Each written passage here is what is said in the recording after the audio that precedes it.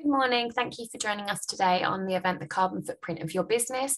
I'm joined with David Hawes from Net Zero International, who's our guest speaker today. Before we commence the session, I'm just going to give you a brief introduction about the Hertfordshire Growth Hub and the services that we offer. Throughout, if you have any questions, please feel free to ask them in the chat. We'll either break to take them if it's a pressing question, or we'll use them at the end for a Q&A session. Okay, so I'm just going to speak a little bit about the Hertfordshire Growth Hub. We are led and delivered on behalf of the Hertfordshire Local Enterprise Partnership, and we're delivered by a consortium of partners, which includes Exemplus, the University of Hertfordshire, and the Hertfordshire Chamber of Commerce. The support is free to access and is available to all businesses, including the third sector. So we're here today as part of a programme which is called Building Back Better. Some of you have joined us at other events in this series, so thank you for coming back. This webinar is brought to you as part of this package of support, which is available through the Building Back Better growth programme and is funded by the UK Community Renewal Fund. And we deliver this in partnership with the University of Hertfordshire. The support that is available includes one-to-one mentoring, consultancy grant programme and webinars. We'll share the link which has more information on how you can find out more about the grant, but I'm also joined by my colleague Shazad today, who will talk a little bit more about it later today. So the support is for sustainable growth and includes one-to-one mentoring, which supports micro businesses to help them review new business plans and help with growth and innovation milestones, and also accessing technology. There's also the consultancy grant, which is available for SMEs that have a particular challenge which relates to sustainability, technology adoption or digitalisation, and the grants of up to £6,000, which is to work with an external consultant, which is matched at 20%. So that is it from me. I'll pass you over to today's speaker, David. Thank you. Thanks very much, Jenny. Good morning, everybody. I'll just share my screen, make sure we can see that okay. You just let me know, Jenny, once you can see that okay. I'll just put it on to yeah, just once it's presentation. Yeah, we can see it perfectly. Thank you, David. Okay, morning. So thank you very much for joining me, and thank you very much for the offer to speak, Jenny. Really appreciate it. So yeah, just a quick introduction about myself. So yeah, my name is David Hawes. I'm co-founder of a business called Net Zero International, based in Hemel Hempstead in Hertfordshire. So we set the business up last summer to help businesses understand what their carbon footprint is and to help them have action plans and accredited plans to deliver a carbon reduction plan, which is what I'm going to talk about today. Just a little brief background about myself. Sort of 25 years experience in senior businesses, so RAC, Sky, British Gas, and my last main role was at British Gas, where I was looking at how we could bring in both electric vehicle charging and air source and heat source pump technology into the domestic market. And I took redundancy from British Gas at the back end of 2020 and set Net Zero up in the summer of last year with a couple of partners. I'm also a member of the United Nations Race to Zero working group. So the United Nations Race to Zero is the sort of international momentum around moving to a net zero future.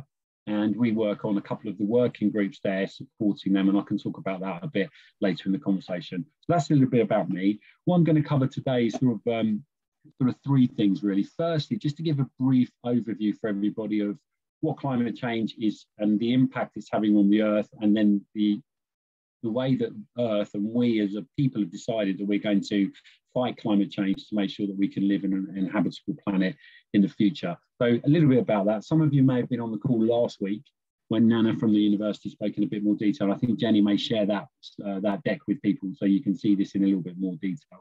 Then I'm really going to start talking about what net zero is and how you actually understand what the emissions are in your business, and give you some practical examples of that. And then I'm going to talk about how you can get your emissions into your carbon footprint. And then the final point really is to talk about some tips and hints about how you can start to reducing your emissions in your organisation. Okay, so in terms of climate change and net zero, this is a graph that shows the amount of carbon dioxide. So carbon dioxide is one of the greenhouse gases. And this is a graph that shows the amount of greenhouse gases in particles per million in the atmosphere. And you can see here where it says industrial evolution was sort of in the late 1800s, when the amount started to significantly increase as humankind found fossil fuels, in essence. So as we started to burn fossil fuels, we put more carbon dioxide in the air. And what happens is when more carbon dioxide comes in the air, in essence, it's starting to warm the planet. And it acts as a greenhouse so that the heat that rises from the planet can't always escape and will also bounce back, which therefore makes the temperature warmer.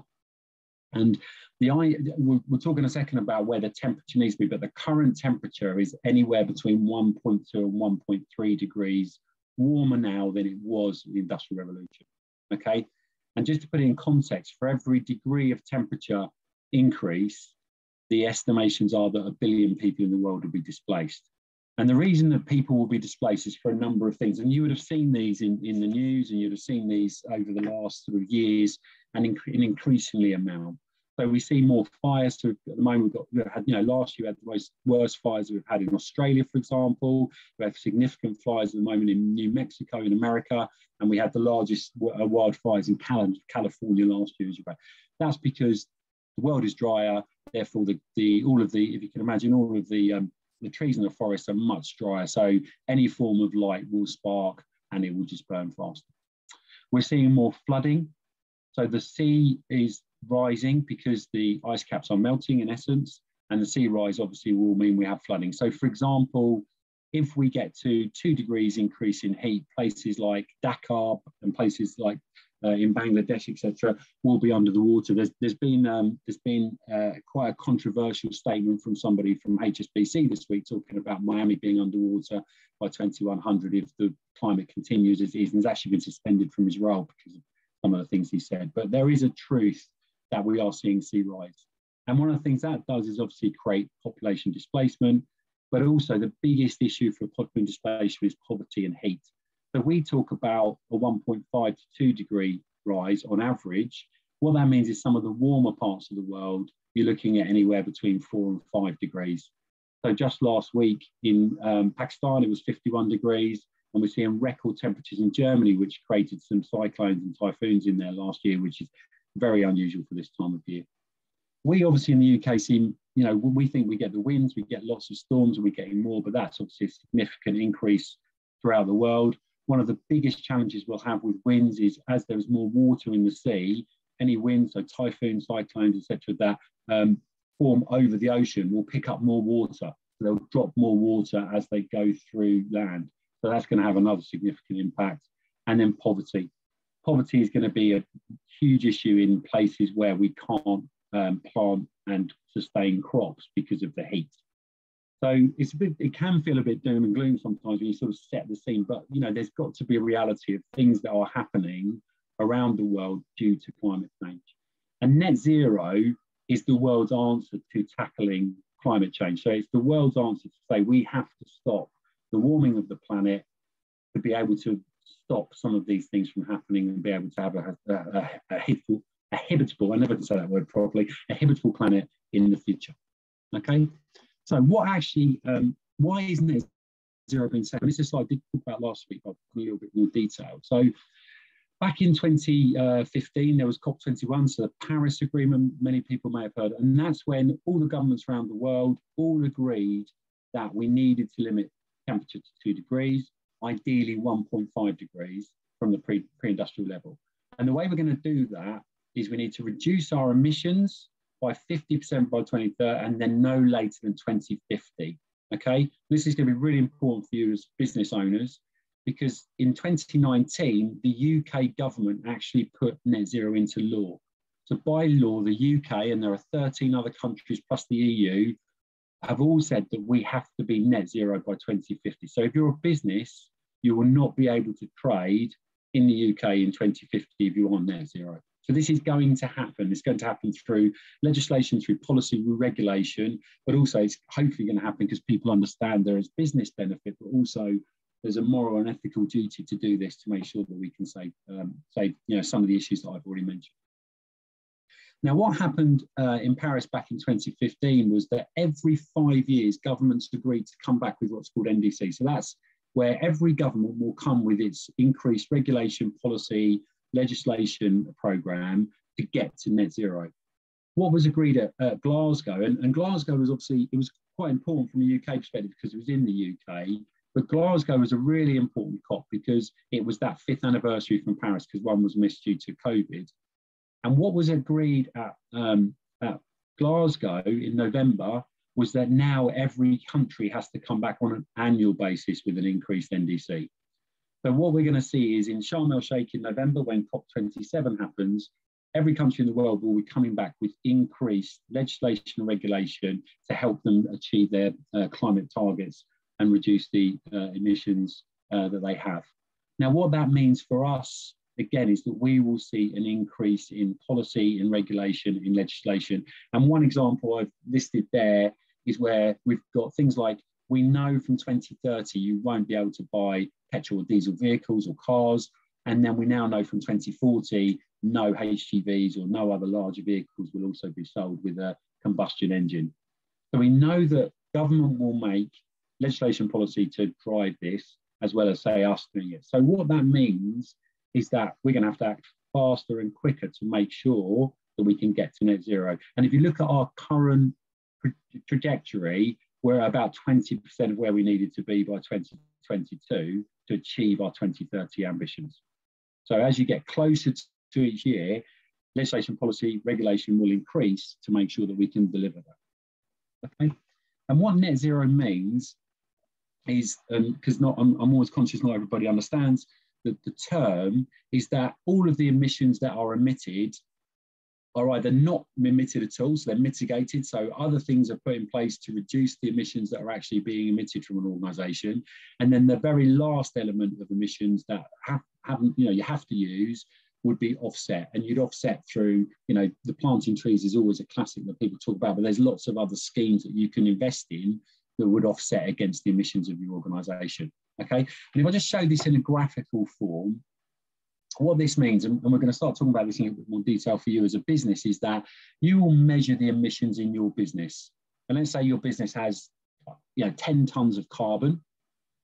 You would then look to reduce your carbon and emissions out of your business, and by 2050 you'd only be emitting 1 ton of carbon, and you'd offset that 1 ton because there aren't necessary ways of being able to do that through technology or through advances that we will have. Okay, and these are the science-based targets. So the science is telling us that this is what we need to do. We can't offset our way out of this. We can't plant trees out of the way with this. We've got to reduce the emissions that we have in the activities that we do. Okay, so if you've got a business now, you would start looking at a plan to look to reduce your emissions over that long period of time. Now, I'm very conscious there may be lots of small business owners who are thinking, well, 2050, that's not going to necessarily affect me because I won't necessarily be. But the reality is, it's the next, people call this the decisive decade, the sort of up to the 30s. And this is really the key action time when we need to reduce emissions by half. And the other reality is that large businesses currently have to report on their emissions. It's likely that at some point in the future, we think probably 2025, all businesses will probably have to report on their emissions in some way, shape or form.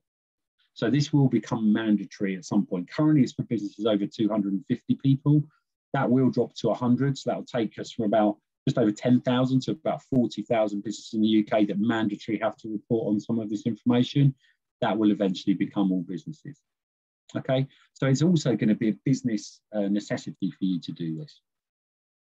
So hopefully that just gives a bit of sense of the climate change, the impact it's having, and then the fact that net zero is the world's way of saying, okay, if we can reduce our emissions, we can keep the temperature to that 1.5 degree, which is where over that, some of the catastrophes that I mentioned earlier in the call will show.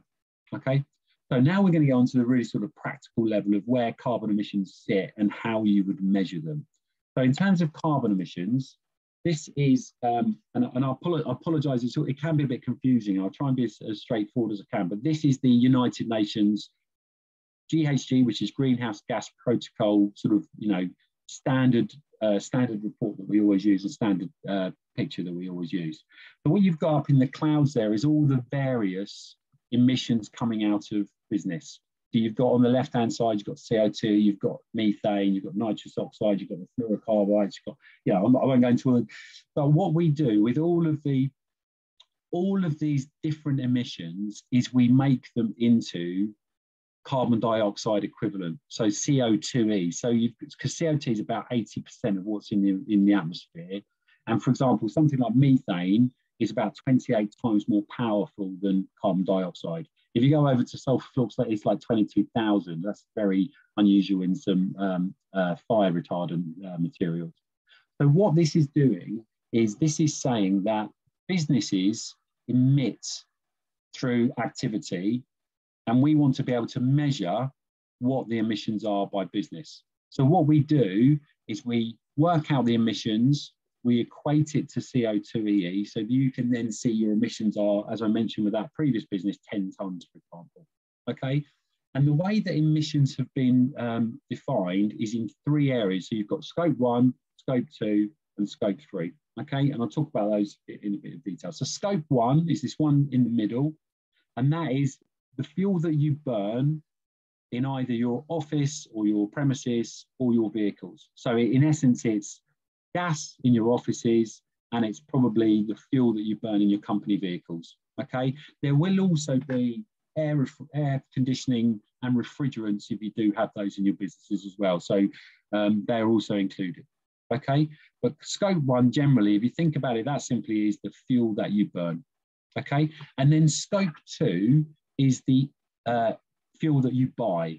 So that's electricity, steam and heat potentially, but generally with most organisations, that will be the electricity that you buy because it's already generated when you get it, but there's still emissions involved when obviously you use it and also for it to get to you. Okay, so scope 1 and 2, pretty straightforward. The fuel you burn, the fuel you buy. Okay, scope 3 on the other hand is quite complicated. And the reason scope 3 is complicated is for 2 reasons. One is because there's far more of it. So there's 15 different categories.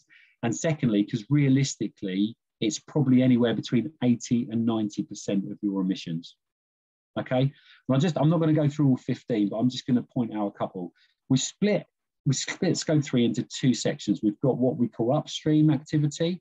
We can call it cradle to gate. So if you are a manufacturer, that's getting your product into your factory before you actually, so it's all of the, the core materials and all those sorts of things of getting it into your factory. And then you've got downstream, which we call gate to grade, which is then getting it in the factory, produced, and then also delivered to your customers. Okay, so you would sort of see in the middle of that. And no matter what business you are, you will have scope 3 emissions. Okay, now the government in September last year launched what's called PPN 0621, and that is that anybody who wants to win a contract or even bid for a contract for government money of over £5 million has to have a carbon reduction plan in place. Okay, now part of the carbon reduction plan has to show the emissions in both scope 1 and 2 and also 5 of the scope 3 elements. And I'll just explain what they are. So the first one, and it's actually the first 2, is transport and distribution. So you've got transport and distribution in the left-hand side in the upstream. So that's the transport and distribution of getting goods and services to your business. And then you've got transport and distribution, which is called downstream, which is getting the goods and services from your business out to your customers. Okay, so that's 2 of the 5 that are now included in government tenders. Okay, the other 3 all sit in upstream. So the first one is waste. So all of the waste that you create in your organisation. The next one is business travel. So that's all travel that is taken on behalf of the business, generally something that people would either claim through if they are using public, or you have a fuel card or whatever, again, how business should work. And then the last one is employee commuting. So what that is that is saying that we also need to measure the emissions from your staff to get them to their normal place of work and back. And obviously, if you've got a relatively small organisation, that's quite easy to work out. But you can imagine, I mean, our largest client, 22,000 staff, that's obviously a big challenge for them to work out the employee commuting impact into their emissions, which is something we're working with them on. So there are these ones here that have already been chosen by government to say, if you want to bid for a government tender, you have to measure scope 1, scope 2, and those 5 elements of scope 3. Now, the reality is the 5 elements of scope 3 I've mentioned are generally the easier ones to be able to find data for, because that's the whole point. You've got to be able to find the data to be able to understand the issue. Okay, the most of those will be easy, apart probably from employee commuting, but most businesses will have waste information from their supplier. Most businesses will claim through some form of expense or say fuel or credit card for travel. And transport and distribution, most businesses that provide that service will be able to give you the information that you require. Okay, we know we will see more and more of those carbon. There's got a couple of points I'd like to raise on this, and just to put it in sort of context for you, is that if you sell something, not only are you responsible for the sale, but you're also responsible for what happens to that product at the end of it. So the end of life treatment of anything you sell, it also sits as part of your carbon footprint. Now that may also sit part of carbon footprint of the business that sells it or the person who buys it. But what you find with carbon accounting is that we have various companies will have the same carbon on their carbon balance sheet. And the reason that's so important is that the way we're going to reduce our emissions is through collaboration, by working with each other, with our suppliers, with our customers to look to reduce our emissions together. If it was easy enough to say, well, I've now manufactured and sent it to someone else who's now going to sell it, it's no longer my problem, it wouldn't really create the type of momentum that we require to reduce and change the way we operate. So you will find that the emissions that you have will also sit on the carbon balance sheet, say, of both your customers and your suppliers. That's why we're seeing more and more large organisations going to their smaller businesses to say, we need to understand what your carbon footprint is, because your carbon footprint will also have an impact on theirs as well. Okay, so it's really important to consider that element of when you measure your emissions, that your impact will have an impact on, say, certainly suppliers and customers to you. And then the last point I'd like to make on here is that if you look at the very right-hand side, we've got something called investments.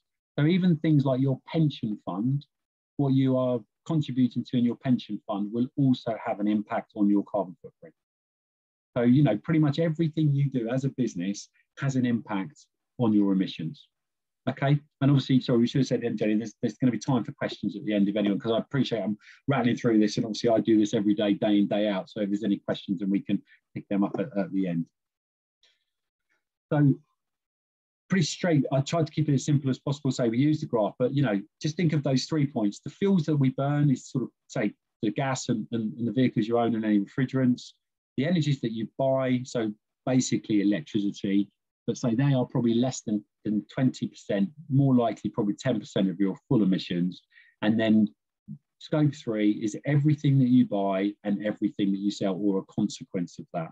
Okay, so that's just a sort of a view of how all of the emissions are measured. Now, we aren't suggesting that anyone or very few businesses understand their full emissions yet. This is if you're a big organisation, this takes a long time. If you're a small organisation, you won't have the bandwidth to be able to do this. But what we really want to talk about is how you could start measuring some of your emissions.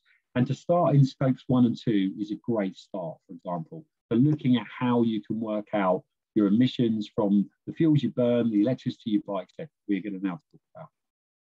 Okay, so again, a little bit complicated, but hopefully I'll try and keep it simple. So the way that we will work out activity into emissions is that we take all of the activity that you have. So let's just use an example of a car. So your car drives X amount of miles, and we will capture the amount of miles that you drive. Okay, and then that is put through a calculator, a carbon calculator that has a conversion factor for your vehicle. I will convert miles into emissions. Okay, I've got an example down there in the bottom. Okay, now I mentioned earlier, all of the activity will automatically become CO2e, and it's just the standard greenhouse gas protocol counting standards that we use to say, and because it's much easier. And what we use in the UK is produced by the Department of Business, Energy and Industrial Strategy, and on an annual basis, on the 1st of June, so literally next week, they update all of the conversion factors, and they've been doing that for about, I don't know how many, but many years. And every year you see some slight differences in the conversion factors of activities. So I always use one as an example is there's a standard rate in the UK for a hotel stay outside and inside London. So it's 13.8 kilograms a night in London. It's 13.9 outside London. 2 years ago, that was nearer 17 kilograms. So actually staying in a hotel is now more carbon efficient than it used to be. And the reason for that is more hotels have switched to renewable energy, more hotels have switched to not washing their towels every night, for example. So there are various things that we've seen in that. And then there's the science behind things like a car reducing emissions into, so there are different elements. There are assumptions that are made based on activity, but there's science used to work through that working. And that's what the BEIS do every single year, and say we'll get all of the new metrics next year. And we are seeing that change. So for example, last year we saw butane and propane being added. That's one of the big areas we're seeing new additional lines being added on an annual basis, is all in biomasses and biofuels. Because historically there wasn't enough of them really to look at, whereas now, as we're seeing more people switch to those type of fuels, we are starting to see them as a conversion factor in the metrics. Okay, and then the conversion factors will vary based on activity. And I've got some examples there. So if you drove a mile in a car that is a petrol, it's an average petrol engine, and there are different sizes, so you can have different metrics for each different vehicle. You'd be emitting per mile about 0.279 of CO2. If you were in a diesel car, it's slightly less. If you're an electric car, it's about a third. So there's a third less emissions through an electric car. So there's still obviously energy to put the electricity into the vehicle. That doesn't include embedded carbon, by the way. So that won't include the carbon actually in the vehicle or tyres or anything like that. That's what we call tailpipe emissions, okay? So it's just to give you really an example that each different activity has a different value that's used. And in most carbon calculators, they will automatically put that in based on the activity, okay? So your emissions in your organisation are all of your activity through a calculator to work out what that equates to in emissions. All right. So I'm going to give you an example of where you'd find some activity. So you have a gas electricity bill. You'll see here your kilowatt hours that I've highlighted here. You've got 2 different months, total of, down the bottom here, 2,500 kilowatts. You'd put 2,500 kilowatts of electricity into a carbon calculator. It would use the conversion factor and it would tell you what that equates to in CO2e, okay? And it's in kilograms, and then it becomes tons of CO2e, okay? The key with electricity would be to understand whether you're on a renewable or if you're on a brown electricity tariff. And the reason for that is if you're on a 100% renewable tariff, it's about 94% more efficient from an emissions perspective. The reason it's not 100% is because there's still emissions to get the electricity through the grid and through the wires, etc. There's a little bit of loss there. Okay, and then obviously that would be the same in gas. Now this particular customer of ours, they've changed their supplier, so we just used a couple of examples. One of the other things just to mention actually while I'm on this slide though, you'll see down here, you'll see the climate change levy. So businesses of certain sizes are paying a levy based on their size into the government, which is helping to fund investments in things like renewable energy. So there's a climate change levy that most organisations will pay, depending on size, etc. And that is helping us to drive the future into renewables, because we know renewables, solar, wind, etc., is going to be able to drive down our emissions because they are much more, say 94% than electricity, much more efficient in terms of the way that we emit carbon. Okay. So what does So I've talked about sort of how it works in terms of these are the emissions that you've got in your organisation, these are the activities, and this is the data. This is the carbon calculator that we have, but this is just an example of what a carbon calculation would look like. So in this business organisation, for example, they've measured their last year. So you see here, December 2020, they've emitted just over 106 tonnes of carbon. Whereas in their benchmark year, so they'd previously looked at their year, they'd emitted 123, just over 123 tonnes. So they've actually reduced their emissions year on year by about 14%. Okay, now that's about 20 tonnes, or just it's about 17 tonnes. Nobody understands what that means. If I said to you, what does a tonne of carbon mean? What does it look like? So we always equate it to things that mean a lot of people. So that's the equivalent of taking 5 cars off the road, or that's the equivalent of planting X trees. So we'll always try and think about how we can bring this to life for people, rather than it be some, what does a tonne of carbon look like, as I mentioned. Then we break down the carbon by category. So this is the reality of a business, as I said, that will probably be more measuring scope 1 and 2. So it's energy. So this is where it's 2/3 of this business's emissions are coming from its energy. Okay. A quarter of it is coming from business travel, small amount from employee commuting, and then other would be some of those scope 3 measures. So generally it would be water, waste, it may be things like servers, it would be transmission and distribution, and anything else that people can find data for easily.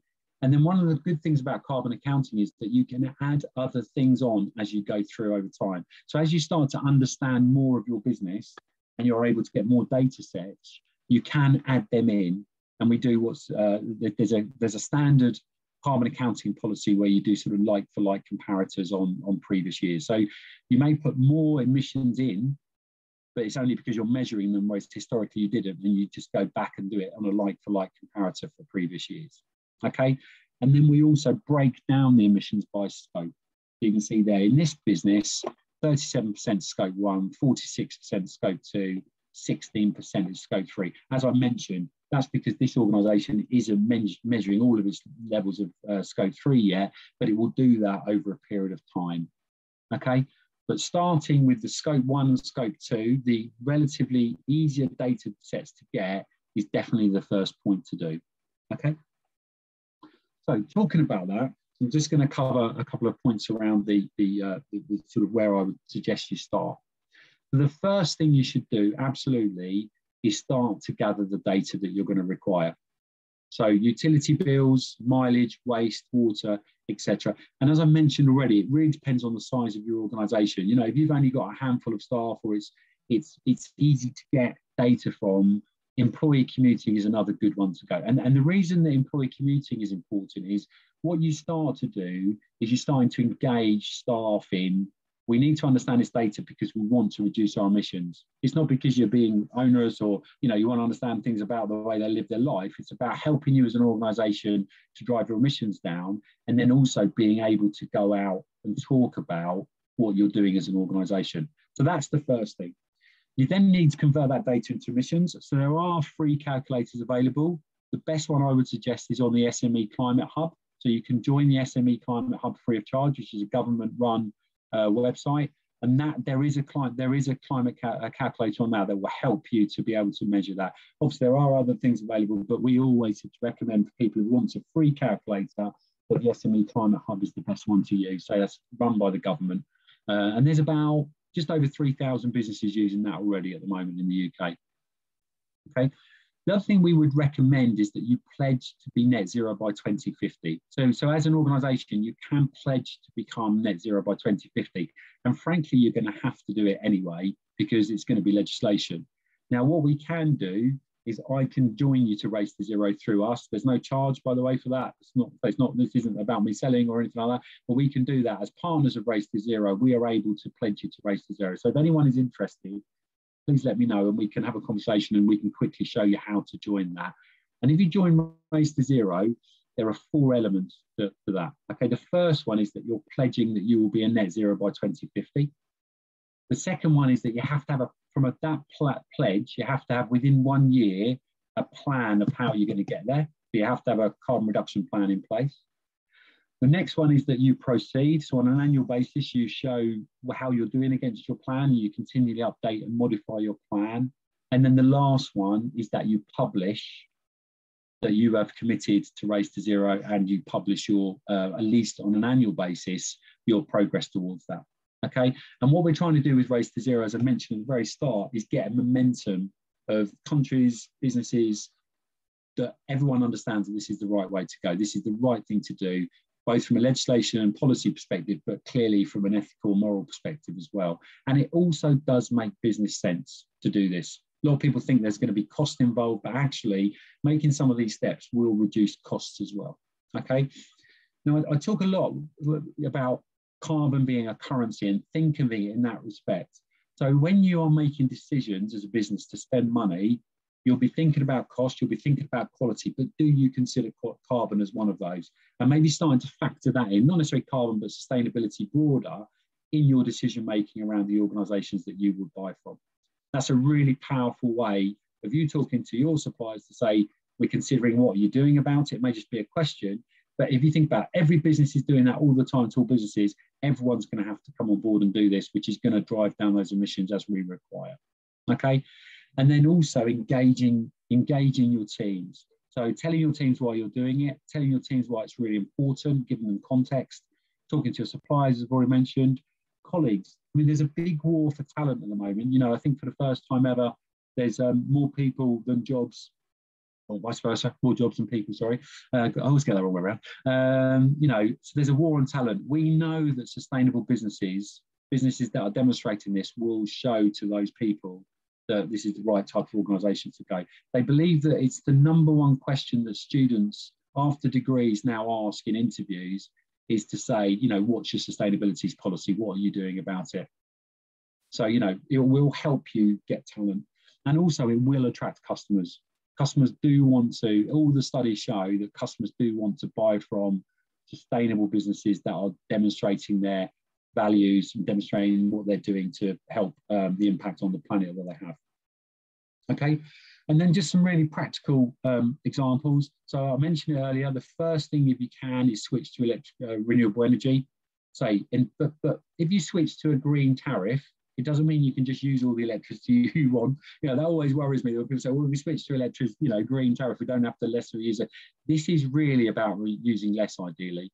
This is about reducing. So, you know, light sensors, make sure people turn monitors off. They all seem small things, but over time they will add up, and you'll be seeing the price of that as well at the moment, clearly. So there's a benefit there. We talk about reducing, not recycling. So a lot of people will put a recycling policy in place, but actually, do you need to have that in the first place? Is there a way of doing it? We need to reduce the amount of waste that we have, because although we talk about recycling, our recycling policy, it's not a policy, but we don't have the infrastructure in place really to recycle as effectively as we should. Things like digital recycling, for example, is about 7%. You know, it's very, very low. So there's opportunities there. You as a business, potentially, if you do have waste electricals, you could look for opportunities to be able to pass them to charities or places like that, which there are a lot of places around now, or repair shops. We're seeing more and more of them come up to help through this. Improving your efficiency and reducing waste is financially sensible. You've got to always bear that in mind. A lot of people think, say, there's going to be cost involved, but actually it really is a sensible decision to look to reduce waste and improve efficiency, because who wouldn't do that in a business anyway? And then the final point as well is around emails. This is so if the internet was a country, it would be the 6th largest emitter in the world, in between Japan and Germany. So everyone forgets that. Every email you send on average is about 4 grams of carbon. So when we talk about sending less emails, we're talking about don't copy everybody in if you don't have to. Certainly don't send attachments. Always send someone to ideally, you know, a portal or something, rather than actually send the attachment. And also in your home life, unsubscribe. So I found this certainly back around Black Friday. You know, you get all these emails from probably every company you've ever been to, unsubscribe. And the reason there's carbon in every email is because of all the electricity, clearly, of sending emails, but it's the amount of servers that we have in the world, and they are hugely power intensive, and also they need cooling. There's a lot of cooling that goes into, you know, down.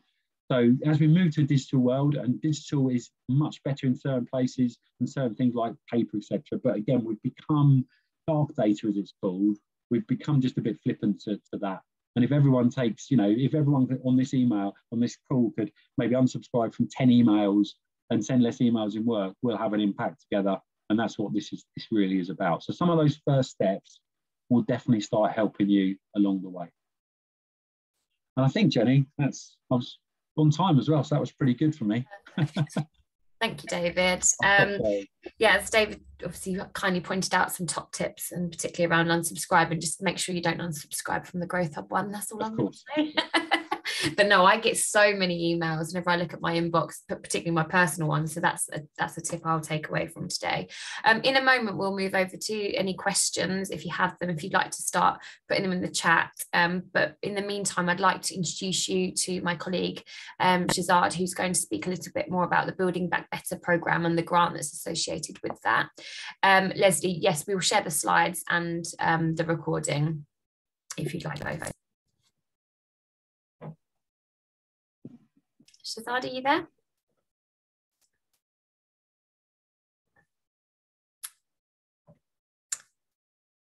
No? Okay. I don't know if he's here at the moment. So, David, should we go on to a couple of the questions that we've got? Yeah, he is there. He's on mute. Oh, okay. Are you able to, sorry, I can't see anyone other than myself when I'm talking. Are you able to unmute, please? Are you there?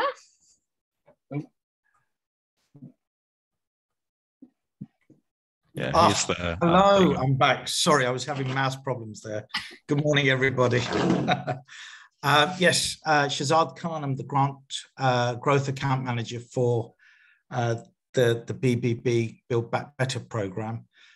David, thank you for the presentation. It really is relevant. So for those Jenny's mentioned to, this webinar is a series of events. And as well as that, there's other support available, which is the consultancy grant, which is for digital strategies, but pertinent to today's presentation, it is exactly for David and organizations like David that help with net zero carbon footprint. So if there's consultancy support needed for that, again, it will all come through the link Jenny will send. And if you can do an expression of interest, it can then go through, hopefully, to an application for this grant. Along with all of that, there is one-to-one mentoring support from the University of Hearts, which is quite apt for some micro businesses that need help with their business planning, etc. Hope that gives a bit of an overview, Jenny, about what we have available, and we can follow up after the event. Super, thank you. Right, some good feedback, David, which is always nice to see, and I always like to thank our speakers, because we wouldn't be able to put on these types of events without the specialist support from the experts within the county. So I really appreciate that. There is a question, David, which is, does fuel consumption from home workers fall under scope 1 or scope 2? Yeah. So if someone works permanently from home, we would suggest it sits under scope 2. If someone works from home on an ad hoc basis, we would suggest it's under scope 3. Okay. Now, what we do, and again, you can imagine if you live in a 1-bedroom flat or a 5-bedroom house, your emissions are going to be pretty different. So what we do is have a standard model of 3 kilowatt hours of electricity per day per member of staff at home. We don't add any gas. Again, you could argue you should add gas in the winter, but most people will probably keep their heating on at some point, even if they're not there to keep the house. So the thing with carbon accounting is a balance between being accurate as possible, but also being far too complicated for people not to want to do. So we have a model that says 3 kilowatt hours per day per employee. If they work from home, it's scope 2, because it's in the control of the business, because the business has decided that they're going to work from home. If someone works in a hybrid model, then it would generally sit in scope 3 as part of that. And then obviously, if someone works from home and travels to the office, they'd have working from home and then employee commuting on the other days. So, it can be, we say you've got to be careful you don't get overly complicated with it. But it's also got to be as accurate as possible, which is I always think it sounds a bit odd, but it's true, because you don't want to spend hours doing that. So yeah, scope 2 permanent, scope 3 people who work from home every so often, 3 kilowatt hours per day. If they're on renewable energy at home, obviously that's better, because that will reduce the emissions from the business as well. So I'm just adding on to this question, David, do you then encourage that employers survey their employees to work out what tariffs they're on and things like that, what vehicle they drive? Yeah, absolutely. Yeah, I mean, it depends on size of business, ability to do that. But certainly that's what's happening more and more, as we're seeing more organisations will do studies. I mean, you can make assumptions. So, for example, the average person full-time that works about 226 days a year, they work 1 day in the office and 4 days, 4 days at home, you can work it out. So you can do that. And obviously, because we have a large number of businesses that we can always do some assumptions based on similar businesses. When you do a carbon reduction plan for an organisation, you have to write what your what's the word? Can't think of the word. When you how confident you are in the data, your data confidence. So you would go through each particular information and write data confidence would be high or data confidence is, and you'd write your methodology. So it's right, as long as you'd get your methodology written up, something like that, it would be agreed as a carbon reduction plan. Yeah. Thank you. Another question says, should we measure monthly or annually? So again, we measure monthly. Our software is a license that you have for 12 months, so you can measure it on a monthly basis, which becomes much easier. most will measure on a monthly basis because that's the compliance requirement. We find that if you go to a monthly basis, you can, you know, update people a bit quicker. You can do quarterly pack reports or quarterly information. So minimum annually, we would recommend monthly, just because gathering all that information on an annual basis is pretty difficult, frankly, again, depending on the size of the organisation.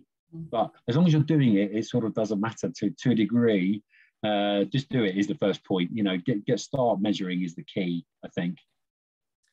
And I think this question you kind of naturally touched on previously, but is there a company size or industry model average that we can review to allow companies to gauge and target their own current status?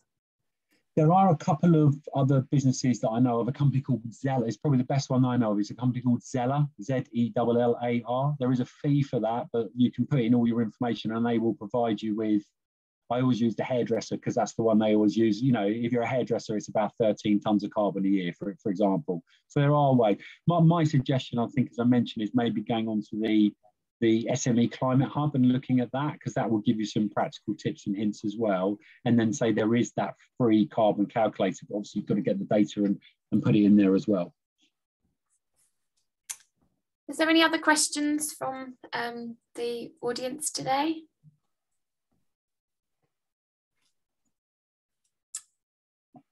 Few moments. I would also like, we've got a very quick poll that I would like to just display. It's just 3 really simple questions just about the content today and how well you think it's aligned to what you thought the event was going to be. It really does help shape future events and the programs that we deliver. So if you could just take a few moments before you kind of head off, and if you do have any more questions, we've got a few more moments with David if you'd like to ask.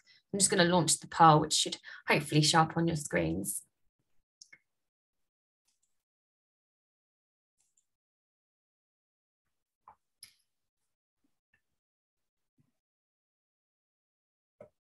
And as mentioned, my colleague Shazad will be following up with you all today with the slides and then the recording. So if you do have any questions that you think of after and you'd still like them to be asked, then please do let us know and we'll do our best to facilitate. So I've got one more question, David. So what is a good statement to use for tenders to state that you're reviewing and are committed to reducing carbon? The first I would suggest is pledging to the race to zero. I think that's a really good statement to make, to say that you've pledged to be a net zero business by 2050. And what you've done really is you've given yourself a year to create a plan around it. So you're not committing and say that's a service that we can offer. Say there's no charge to that, but signing up and pledging to say that you are committing and showing that to people. And then in the meantime, you've got time to work out how best to get information, get data, and move it through as well. Thank you. And then how do you measure investments, i.e. charities, endowments? So, so there's something in Race to Zero and in ESG protocols, there's something called fair share. And what that means is you have to take what's called fair share of invest. So if you've got an investment in a product or a service, or you've invested in an endowment, etc., there would be a percentage of that would be calculated through emissions and worked out. If I'm very, I don't know who asked the question, but the investment area. Leslie. Yeah, Leslie. The investment is probably the hardest challenge of all of the current emissions, if I'm honest with you. And the reason for that is you can imagine you've got all the big banks and all the pension funds and insurance funds who have got huge investments around the world in property, that they're now responsible for the emissions of those properties, which they never would have considered. So there's a sort of a big scramble around that. Race to Zero is 2 years old in June. We're just finishing off our papers this year, sort of to go into the publication and some changes for 2022. But Fair Share is one of those big papers. I haven't actually read it, I have to be honest with you, but it's quite a meaty document around how to understand investment, because it is the biggest challenge without doubt. You're finding more investment engines will now be able to tell you where your money's invested and will start divesting it from, where they consider to be bad investments, not just from a financial point of view, but also from an ethical perspective. And so there's been a big hoo-ha about this week with the guy from HSBC, which some of you may have seen in the news, where he sort of dissed climate change and talked about the fact that if Miami's underwater by 21, I'm quoting him, by the way, clearly, who cares? Well, apart from the 6 million people who live there, but there we go. So yes, it's an interesting one. Another question, David. So does registering to the SME Climate Hub also commit a business to Race to Zero? Yes, you can do it through that as well. Yes, you can. Yeah, so they're a partner of Race to Zero as we are. So yeah, it's exactly the same process, yeah. And then just one question I had around like carbon offsetting with some businesses where you're planting trees per every order. Is that something that is encouraged, or is that, can businesses use things like that to? Yeah, they can. I mean, it's not a bad thing to do by any means, but it's not a way we're going to drive down to net zero. So for example, we're finding some larger suppliers now won't accept offsets as part of mitigation plans.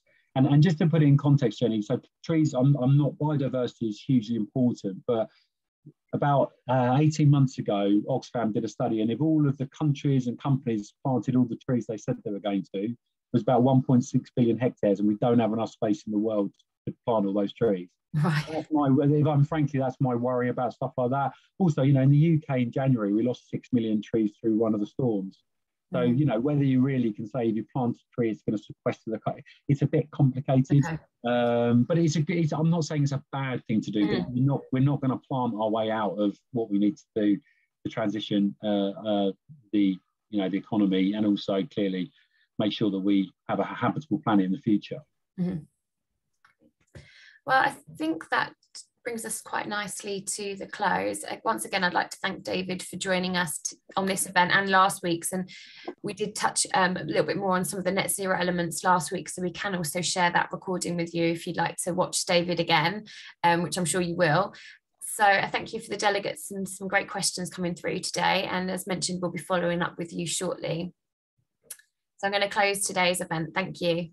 Thank you, David. Thank you. Bye.